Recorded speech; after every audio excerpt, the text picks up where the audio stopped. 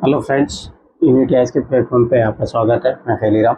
जैसे कि अपना जो पीवाईक्यू का जो सीरीज चल रहा है तो उसमें अपन 80 क्वेश्चन तो कर चुके हैं, ठीक है। तो मैं फिर बार बार बता रहा हूँ कि जिसने ये 80 क्वेश्चन नहीं देखे वो पहले 80 क्वेश्चन देखे तो ज़्यादा फायदा तभी मिलेगा। दूसरी बात, आप हार्ड कॉपी लेके साथ में बैठोगे तो मैं कैसे जो चीज़ें हाईलाइट कर रहा हूँ उसको आपको नोट डाउन करना, मतलब आपको हाईलाइट करना पेज में, ठीक है। तो ज़्यादा फायदा तभी मिल पाएगा आपको, ठीक है। तो आज का अपन पहला क्वेश्चन करते हैं, 81 क्वेश्चन, ठीक। तो मैं ये चाह रहा हूँ कि कॉमन सेंस की जो टेक्निक है उसको सीखो अच्छे तरीके से, ठीक है। अब देखो, कल यूपीएससी का आंसर की आया तो मैं ये बताना चाह रहा हूँ कि उसमें लगभग 8-10 क्वेश्चनों का उसने इधर उधर किया है, कोचिंग वाले का आंसर किया और इससे। तो मेरा कहने का मतलब है कि यूपीएससी की लास्ट पेपर को बार बार देखोगे तो यूपीएससी की जो माइंड सेट है उसी को तभी आप कैच कर पाओगे। कोचिंग के टेस्ट सीरीज से आप नहीं कर पाओगे। ये चीज़ ध्यान से समझने का प्रयास कर, ठीक है। अब देखो, पृथ्वी के चारों ओर परिक्रमा कर रहा कृत्रिम उपग्रह इसलिए पृथ्वी पर नीचे नहीं गिरता क्योंकि पृथ्वी का आकर्षण बल। अब देखो, मैंने एक चीज़ बताई थी, एक तो जब जो अपन जिस क्वेश्चन के बारे में जानते हैं तो उसका मोस्टली आंसर डी होता है, नॉन क्वेश्चन का आंसर डी होता है और नॉन क्वेश्चन का आंसर डी होता है, ठीक। अभी देखो, बेसिक क्वेश्चन है, बेसिक साइंस का क्वेश्चन है, ठीक है। ठीक, अपन जानते हैं कि एक्सेलरेशन के कारण ऐसा होता है कि वो उपग्रह नीचे नहीं गिरता है पृथ्वी के आकर्षण के बल के बाद में भी, ठीक है। तो दूसरी चीज़, एक ही चीज़ देखो, ध्यान से देखना, does not exist at such distance. मैंने क्या बोला, जहाँ पे भी नॉट लगाने का प्रयास करता है तो यूपीएससी उस स्टेटमेंट को गलत बनाने का प्रयास करता है। पहली बात ये चीज़ याद रखना। उतनी देर पर अस्तित्व हो जाता है तो ये का मतलब नहीं है, ठीक है। तो ये कट जाएगा। चंद्रमा का आकर्षण निष्क्रिय हो जाता है, ये भी बेसिक लॉजिक जो अपने बेसिक कॉमन सेंस उसी के बाहर है, ठीक है। तो आकर्षण उल्टा पृथ्वी को उसके चारों ओर उसको प्रभावित तो करता ही है, उसकी नियमित चाल के लिए आवश्यक गति प्रदान करता है, ठीक है। आवश्यक गति नहीं, गति तो देखो पॉजिटिव नेगेटिव इस तरीके से हो सकती है। एक्सेलरेशन जो है हमेशा इंक्रीज रहता है, इसीलिए वो चक्कर काटते रहता है एक्सेलरेशन के कारण, उसकी गति के लिए आवश्यक त्वरण प्रदान करता है। अब तो ध्यान से समझना, मैंने एक चीज़ क्या बताई थी, इस टाइप के क्वेश्चनों में यूपीएससी क्या करता है हमेशा, एक तो देखो नॉन क्वेश्चन है, नॉन क्वेश्चन का डी आंसर है, एक ही तरीका क्या, ठीक, इस टाइप के क्वेश्चन करने के लिए। दूसरा मैंने क्या बोला था कि कभी भी एक चीज़ याद रखना, सिमिलर ऑप्शन देता है वो, देखो गति प्रदान करता है यहाँ पे और यहाँ पे त्वरण प्रदान, आवश्यक त्वरण प्रदान करता है। तो इसका मतलब है आंसर इन दोनों में से होगा, तो ये दो तो ऐसे कट गए, ठीक है। उसकी नियमित चाल के लिए आवश्यक गति प्रदान करता है। अब देखो, provide the necessary speed for its steady motion, provide the, देखो अब यहाँ पे एकदम दिख रहा है सिमिलर एकदम, provide the necessary speed for its steady motion, provide the acceleration for its motion. तो अपन जानते हैं कि सबसे ज़्यादा महत्वपूर्ण एक्सेलरेशन होता है, ये बेसिक साइंस से आप समझ सकते हो। तो मैं कहना चाह रहा हूँ, देखो दो ऑप्शन तो अपन डायरेक्ट इजीली एलिमिनेट कर लिया, अब दो क्वेश्चन पहुंच गए, अपन थोड़ा सा बेसिक नॉलेज लगा लोगे तो आपका आंसर निकल जाएगा, ठीक है। अब अगले क्वेश्चन पे अपन, अब देखो ध्यान से, अगला क्वेश्चन अपन नए फॉर्मेट में, नहीं ये सही, अब इस फॉर्मेट को क्वेश्चन चेंज करने का प्रयास किया है अपन, कोई दिक्कत नहीं, वो सेम सही है, उल्टा वो मुझे ऐसा लगा ज़्यादा ईजी है, जिसमें बोलते थे पहला स्टेटमेंट दूसरे स्टेटमेंट को परिभाषित कर रहा है, इस तरीके से वो ईजी पड़ता है, ठीक, कोई दिक्कत नहीं। और वो देखो 1995 का जो ओल्ड पैटर्न था उसने वो उठाया, तो मैं फिर बार बता रहा हूँ यूपीएससी बार बार आप लास्ट ईयर के क्वेश्चन देखो, जितना ज़्यादा फायदा मिलेगा आपको, ठीक है। अब देखो, यही क्वेश्चन अपन 2011 सोल्व करेंगे, यही क्वेश्चन यूपीएससी 2015 में आया, ठीक, भारतीय इंडियन इकोनॉमी के बारे में पूछा, ठीक। अब देखो मैंने क्या बोला था, स्टेडली इंक्रीज डिक्रीज ये हमेशा गलत होते हैं, चीज़ याद रखिए, स्टेडली इंक्रीज ये गलत होते हैं। अब देखो, विगत 5 वर्षों में सकल घरेलू उत्पाद की वृद्धि सतत रूप से बढ़ी, अपन खुद ही जानती है जीडीपी तो अप्स एंड डाउन्स होती रहती है, तो ये तो कंटिन्यूस बढ़ना है तो गलत है, ऐसे वर्ड हो गए, दो ऑप्शन अपने गए। विगत 5 वर्षों से प्रति व्यक्ति आय की वृद्धि दर सतत रूप से बढ़ी, अगर विगत 5 दर से बढ़ रही होती 5 सालों से तो समझ बात, अभी प्रत्येक व्यक्ति की इनकम माल 50-50 हज़ार हो जाती, तो ये भी गलत है। दूसरी बात है, सोचो कि आर्थिक मंदी भी आती 2008 में, आती 2011 का क्वेश्चन है, तो इस तरीके से भी कॉमन सेंस लगा के, तो ये भी गलत हो गया, डी आंसर अपना आगे, ठीक। तो मेरे कहने का मतलब कि ये चीज़ ध्यान से समझने का प्रयास करो, और यूपीएससी इसी टाइप के क्वेश्चन डायरेक्ट सेम उठाता हो, ये चीज़ याद रखना है। इससे एक फ़ायदा ये भी है, देखो कॉमन सेंस से आंसर निकालना सीख लो, दूसरी बात है ना यूपीएससी क्वेश्चन के ऑप्शन रिपीट करता है, तो ये चीज़ भी ध्यान में रखो, ठीक। अगला देखो, भारत में निम्नलिखित में से किसकी कृषि तथा सहसंबद्ध गतिविधियों में ऋण के वितरण सबसे अधिक है। अब देखो, यही क्वेश्चन 2020 में आया था, तो मेरे कहने का मतलब है कि देखो क्वेश्चन रिपीट होते हैं, चीज़ ध्यान से समझने का प्रयास करो, यही क्वेश्चन 2020 में आया था, ठीक। अब देखो स्वाभाविक सी बात है, कॉमर्शियल जो बैंक जो होते हैं, अब देखो इसको थोड़ा ध्यान से समझने का प्रयास करना कि एग्रीकल्चर तथा सह शब्द लिंकेज देखो, in India which of the following have the highest share in the distribution of the credit agriculture and allied activities. Main बात है, अगर एग्रीकल्चर बोलता है तो अपन देख सकते हैं भाई क्षेत्रीय ग्रामीण बैंक होगी, ये हो सकता है, तो उसने अलाइड एक्टिविटी भी बोल दी, पहली बात। दूसरी बात आप ये सोचो कि जो कॉमर्शियल बैंक होते हैं उनकी जो मनी होती है वो करोड़ों रुपए में होती है। अगर ये मान लो 1% भी कर रहे हैं तो ये बहुत ज़्यादा हो जाता है। अब इनके पास मान लो 10 लाख ही है, ये 1 करोड़ है, और वो उसका 1% करेगा, ये मान लो 10% भी करें तब भी कितना कर पाएंगे। तो इस तरीके से ध्यान से समझने का प्रयास करें तो ज़्यादा जो हो स्वाभाविक सी बात है कॉमर्शियल जो है होगा बैंक होगा वो करेगा। यही सेम क्वेश्चन यूपीएससी 2020 में पूछा था।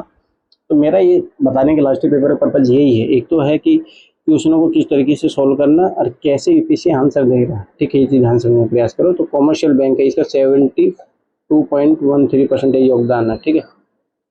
सहकारी बैंकों का 17.2% है, ठीक है, और क्षेत्रीय ग्रामीण बैंक का 10.65 है। अब यही डाटा अगर तुम्हें याद होता तो आप 2020 का क्वेश्चन सॉल्व कर लेते। तो ये R&D करने का फायदा, मैं फिर बार बता रहा हूँ कि यूपीएससी पेपर को इसके देखो, एक मैं सिखा रहा हूँ एक आंसर निकालने का टेक्निक, दूसरा इसका एक ही पर्पज है, ऑप्शन रिपीट होता है, क्वेश्चन रिपीट होता है, तीसरा इसके R&D अगर आप कर लोगे तो और आगे फ्यूचर में जो बनने वाले क्वेश्चन है उस पर आप काम कर सकते हो, ठीक है। अब नेक्स्ट क्वेश्चन अपन रखें, ठीक है। अब देखो ध्यान से समझना,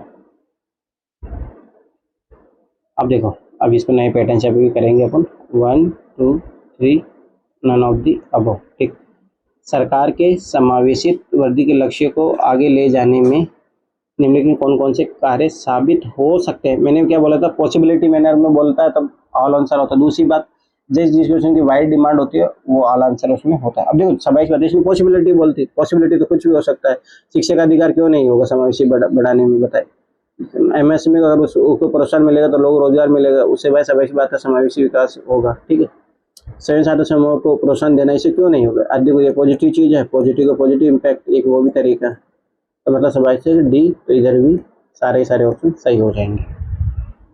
बस वही चीज याद रखना, क्वेश्चन की डिमांड जब वाइड होती है तो ऑल आंसर आता है, इससे पता लगा पॉसिबल मैंने पूछा तो कोई भी चीज किसी से चीज में लिंक होकर वो तो करेगी भाई। एजुकेशन स्वाभाविक सी बात है, समावेशी जो होता है, ठीक है, इंक्लूसिव ग्रोथ होता है उसको बढ़ाती है। आप ये चीज सोचो, एजुकेशन बढ़ाएगी, वो डायरेक्ट वे से नहीं बढ़ा रही, इनडायरेक्ट वे से बढ़ाएगी। तो इस टाइप का क्वेश्चन होता है, यूपीएससी हमेशा बचने का प्रयास करते हैं। तो इस टाइप क्वेश्चन फ्रेम इस तरीके से करती है कि ताकि कोई गलत आंसर ना हो जाए। अब मान लो कि आज तो मान ले कि भाई समावेशी, मान लो कि ये एजुकेशन नहीं बढ़ा रही है, और मान लो कि कल ऐसा कोई लिंकेज मिल गया तो बात है कि यूपीएससी हमेशा बचने का प्रयास करती है इस तरीके की, ये चीज याद रखना, ठीक। अब अगला देखो कौन सा कथन सही है, ठीक है। भारत सरकार केंद्रीय सार्वजनिक क्षेत्र उद्यमों में लगे अपने इक्विटी को विनिवेश क्यों कर रही है। अब देखो स्वाभाविक सी बात है, क्यों बेच रही है, जैसे अभी एयर इंडिया का भी ऐसा इंडिया है, ठीक है भाई, स्वाभाविक सी बात है कि वो घाटे में चल रहे थे, ठीक। दूसरी बात ये है कि गवर्नमेंट क्या करना चाहती है कि अब चाहती है कि ओनली ऑब्जर्वर रहे वो, हर जगह गवर्नमेंट बिजनेस ना करे, प्राइवेट जो लोग आके करें। अब ध्यान से समझना, बस सरकार अपनी इक्विटी के लिए विनिवेश से मिले राजस्व का उपयोग मुख्यतः, मेनली इस टाइप के जो वर्ड होते हैं, मेनली देखो ये पकड़ो, ये गलत होते हैं, चीज याद ध्यान से समझने का प्रयास करो, ठीक है।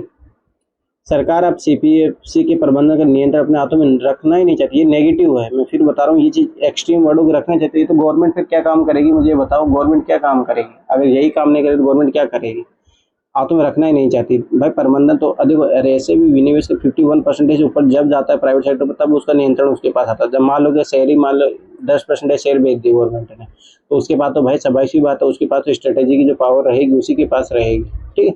मैनेजमेंट जो कंट्रोल पावर हो सारी उसी के पास रहेगी। तो डी आंसर अपना, आगे दोनों के दोनों स्टेटमेंट गलत है, ठीक है। तो ये चीज याद रखना। अब बात आती है कि इस टाइप के क्वेश्चन में फिर मैं बता रहा हूँ कि ऑब्जर्व निकलेंगे। अब ये चीज़ों क्वेश्चन आप सोल्व करने बैठ जाओगे ऐसे नहीं होगा, ठीक है। अब देखो अगला क्वेश्चन कौन सा कथन सही है, 1 2 3 और नन ऑफ दी अबव, ठीक है। अब ध्यान से देखना, शुद्ध ग्रोथ, अब मैंने क्या बोला, जब भी अंतर पूछता है तो कुछ ना कुछ वो रिप्लेस कर देता है, ठीक है, इधर से लाइन के इधर कर देगा, ये करते हैं कोचिंग वाले भी, यही करते हैं, यूपीएससी भी यही करता है। एक चीज ध्यान से देखना, शुद्ध ग्रोथ और ध्रुव केतु के बीच क्या अंतर है। अब ध्यान से देखना, शुद्ध ग्रह लघु चट्टानी ग्रहिकाएं प्लेटोनॉइड है, जबकि धूमकेतु हिमशीतित गैसों से निर्मित होते हैं जिन्हें चट्टानी और धातु पदार्थ आपस में बांधे रखते हैं, ठीक है।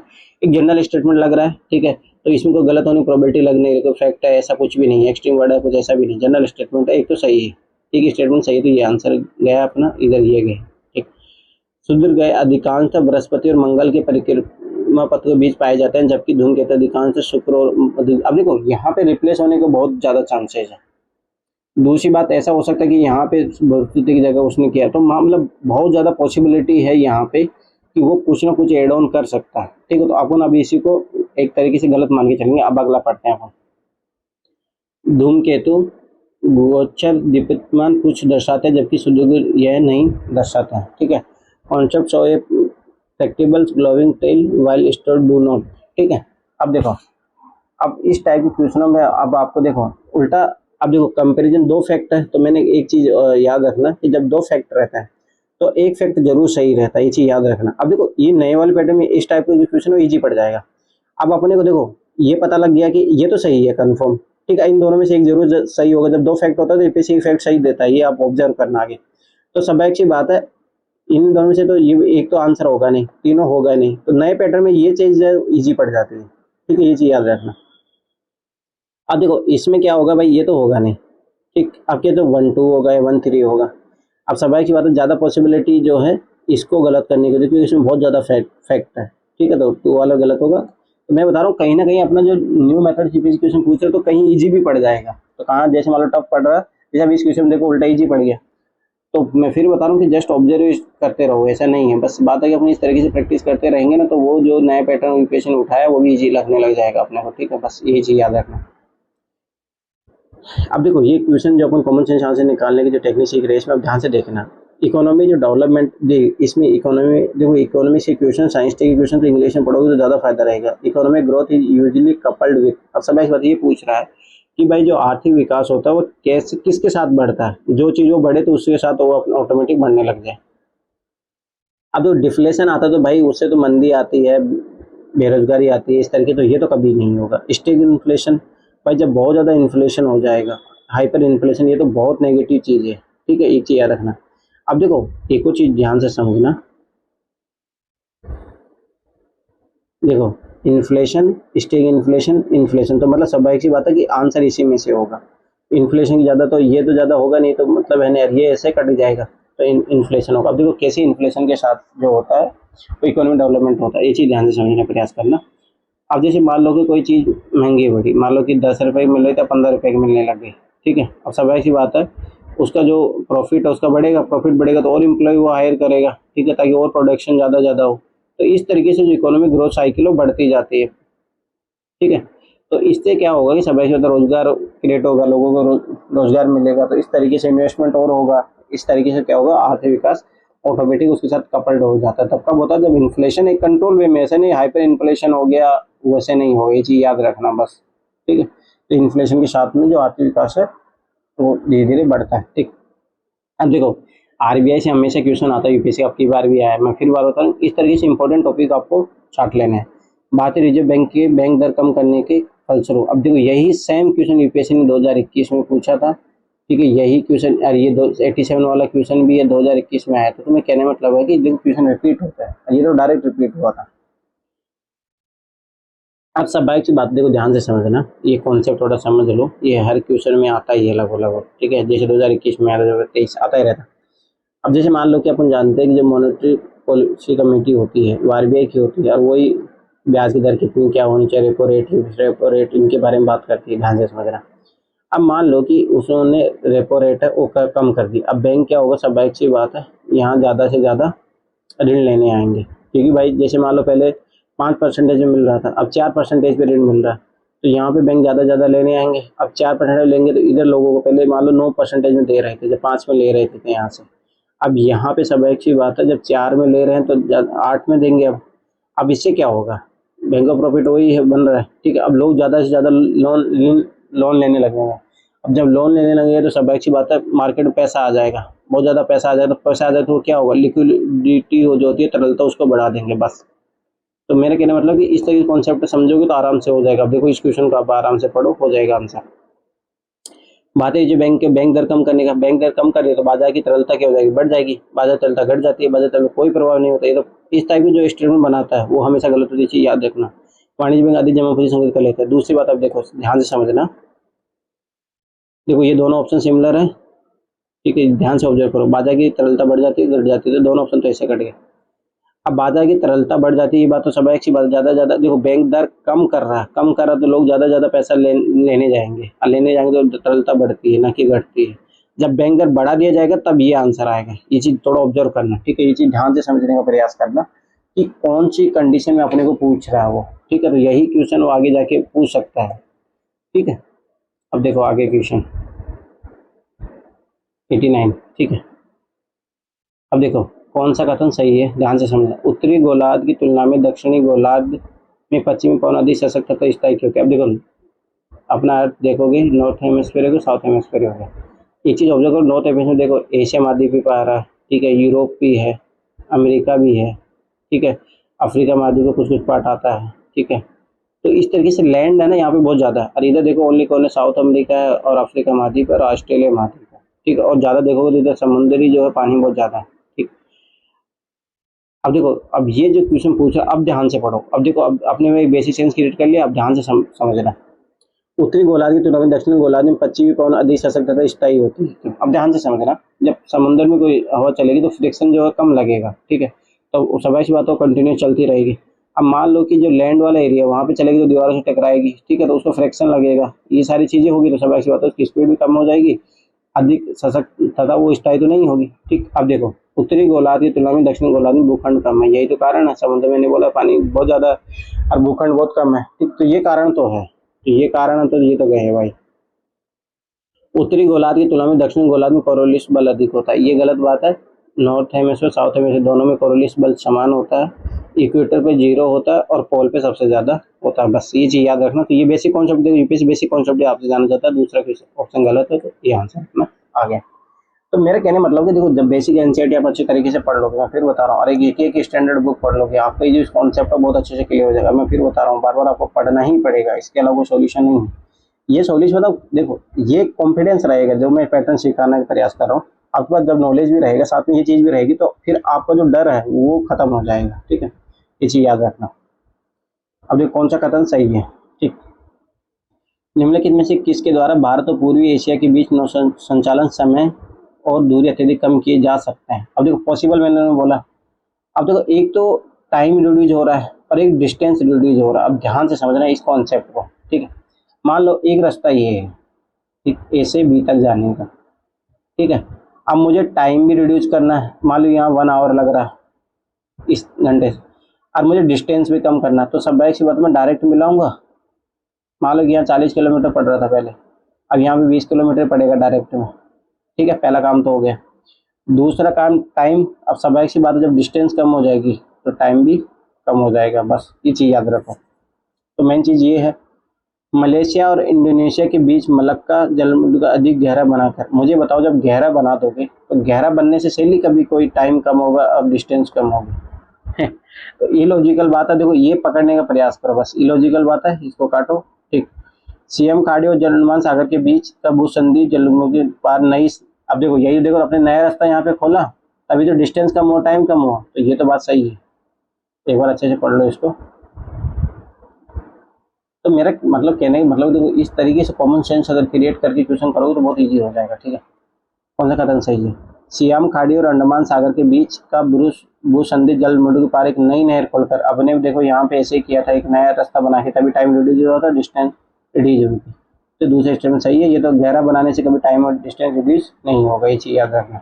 चलो मान लो टाइम रिड्यूस हो जाएगा, मान लो स्पीड ज़्यादा तेज चलेगी, चलो ठीक है, पर डिस्टेंस तो कम नहीं होना, डिस्टेंस तो वही रहना, गहराई से करने से डिस्टेंस तो कम नहीं होगा, ठीक है। तो मेरा कहने का मतलब कि इस तरीके से आपको अप्रोच से आगे बढ़ना है, ठीक है। अरे इसमें बता रहा हूँ, ये सपोज को सीखो, जब जितनी बार आप इसको अप्लाई करोगे अगर एग्जाम में कहीं पे भी, अरे अप्लाई होता है हर जगह, मैं कुछ कुछ चीज़ें जो बताते जाऊँगा वो चीज़ ध्यान से समझने का प्रयास करना, ठीक है। तो थैंक्स फॉर वॉचिंग, फिर मिलते हैं कल एक